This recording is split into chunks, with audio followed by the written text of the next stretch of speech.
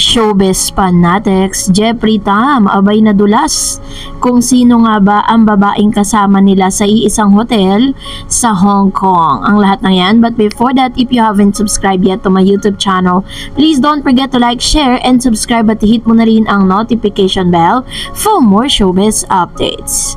Bago tayo magpatuloy sa ating updates for today's video, nais ko po muna of course magpasalamat sa lahat ng mga legit viewers, subscribers at ang lahat ng mga legit na nagmamahal at sumusubaybay sa lahat ng ating mga updates. Maraming salamat po. And for today's video, ayan, so sa nakikita po natin ngayon ay ilan lamang sa mga kaganapan dahil kalat na po sa buong social media platform at sa lahat ng social media universe na si Alden Richards ay finally na dumating na po sa Hong Kong kasama po si Jeffrey Tam at ito pong si Joros Gamboa. Nasa Hong Kong na si Alden Richards at ang direktor na si Cathy Garcia Sampana kasama ang production team para sa shooting na inaabangang Hello Love Again. Sa update na shinare ni Direk Cathy sa Instagram nitong June 13, makikitang dala-dala pa ni Alden ang kanyang luggage sa Hong Kong ng airport. Ano nga bang meron? Maririnig na tanong ni Direk Cathy sa video. Isa sa production team ang sumagot ng dito sa pagkatapos ay nagsalita si Alden ng Hong Kong kung saan ginaya ang trending niyang pasigaw hosting sa Miss Universe Philippines. Dito na si Ethan ang inalagay namang caption dito ng direktor. Nakatakdang ipalabas ang Hello Love Again sa November 13. Sequel ito ng 2019 blockbuster film na Alden at Catherine Bernardo na Hello Love Again or Hello Love Goodbye rather. So sa mga posts po ngayon, narito pong ilan sa mga kaganapan. Panoorin natin ang ilan sa mga video na ipinost ni Jeffrey Tam sa kanyang IG. Are back on Jeju din. We medyo sensitive lang si Jeff. Ay, wag lang natin parinig. Direct ko naman yun ng kahapon nasa Davao kasi ako kahapon sabi ko. Pasabi na lang sa matanda na na wag na masyadong emotional. Ito, tingnan mo, video call pa lang, binablog na tayo. Ano ba to? Ano ba?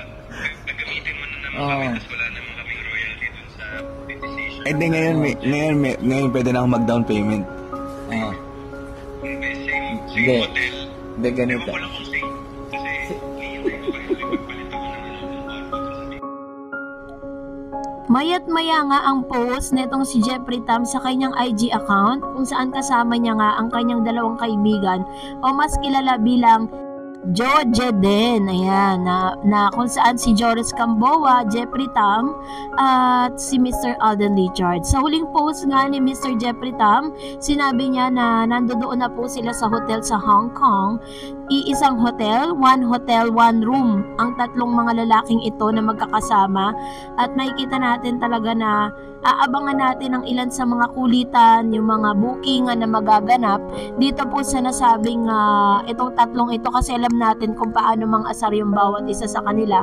Lalo na't ngayon, may nakikita na tayo talagang libre na nilang ilabas kung ano yung mga sikreto ni Alden Richards.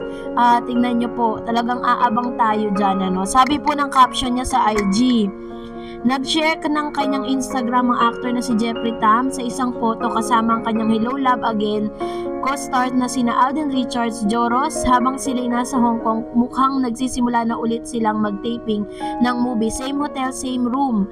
Ayan, so sa isang post naman, ipinost naman ni Jeffrey Tam na ang tangi lang po nilang kasama ngayon, si Miss Lovely. Pero ang pinagtatakhan ko, kasi sabi po dun sa caption ni Jeffrey, sabi niya, mauna na kami sa Hong Kong ni Lovely Avelia for HLG.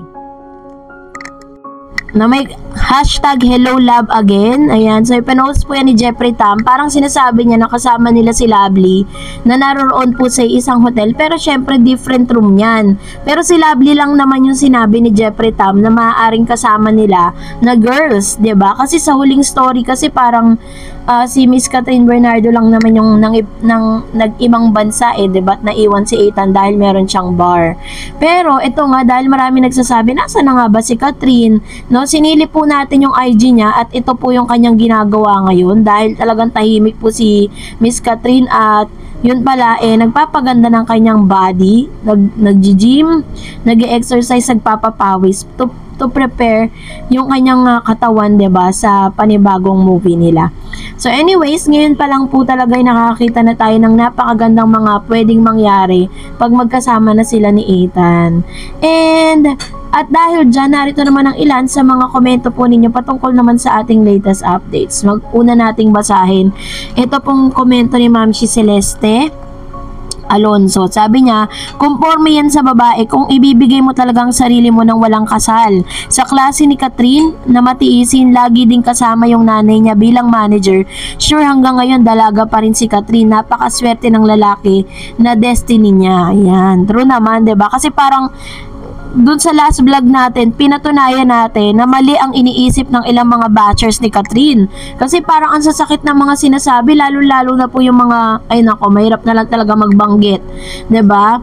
Na pinagsawaan na raw ang isang Catherine Bernardo. Pero dun po sa post na yon, makikita natin na hindi totoo yung mga naglalabasang news. Sabi pa ng isang user, kayong mga bashers si Daniel, sabi ni Martina Bacani, kayo na mga basher si Daniel, sa ganyan kayo, sa boyfriend ninyo, binibigay na ninyo ang minimitin sa inyo bago kayo kasal. Siguro nangyari sa inyo, bakit marunong kayo at pinapares ninyo si Catherine? Makakating dila, tumigil na kayo dahil kahit ano yan, i-bash nyo ng batuhin or batuhin nyo ng batuhin ang aming idol si Kat, nagsasayang lang kayo ng laway. We love you, Kat Den Match. Kat Den forever. Ayan. So, ito naman po yung kanyang komento patungkol sa bagay na ito. At we are happy, no? Kasi parang unti-unti naglalabasan na talaga yung totoo.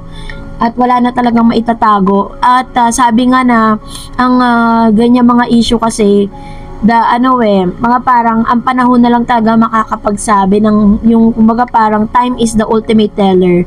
Makikita natin 'yan. And sabi pa ni Miss Martina, galit lang kayo dahil may nagmamahal na kay Catherine at mabait na tao, humble at gentleman. Ang idol niya, wala pati movie niya na kaming na kay Kat ang katanyagan niya. Wala si Kat, wala na. Ano yan? Buwe. Ano ba yung buwe niya? Kat Den forever. Ayan. Salamat po, Ma'am Martina Bacani. Dahil lagi ko pong nakikita ang inyong mga komento at suporta po ninyo para po sa Kat Den. Sabi ni Luz Baserto, we're very happy at last sinagot na ni Catherine si Alden. Ngayon, mga Katniel, magpahinog kayo. Palibhasa, gawain ni Daniel na babaero. Kaya kayo, mga followers si Daniel, siguro nakapikit kayo o nagbibingi-bingihan lang.